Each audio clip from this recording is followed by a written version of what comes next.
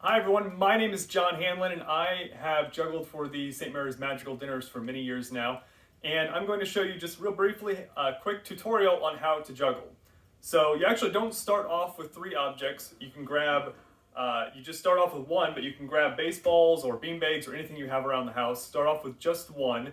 And it's important when you start with just one to make sure that you have control of the ball and your hands are staying in basically at the same spot and you're throwing the ball straight up and it's arcing and you're catching it. It's very common when you're learning to juggle to, your arms are jerky and you're moving all around. You need control of the ball in order to move forward to two and then finally three objects. So start with just one, toss it back and forth just like this. And once you have that down, you can move on to two. And how it works with two is you toss one up, and when it starts to come down, you toss the second one up.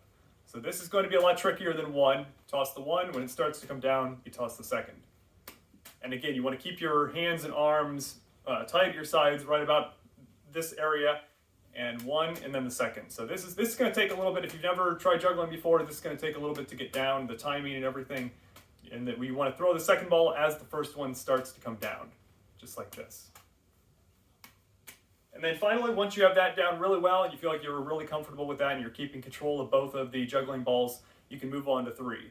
And start with just throwing each one once. So again, you throw the one as it starts to come down, you throw the next one, and then the next one, and that just continues the pattern. So it starts to come down, throw the next one, next one, next one, and that's juggling. So as you throw the first one, it starts to come down, you throw the second one, third one, and it just keeps going and going. So you can do that, just throw each one once, 1, 2, 3. And then you end up with two in the opposite hand that you start with, and then you just keep it going.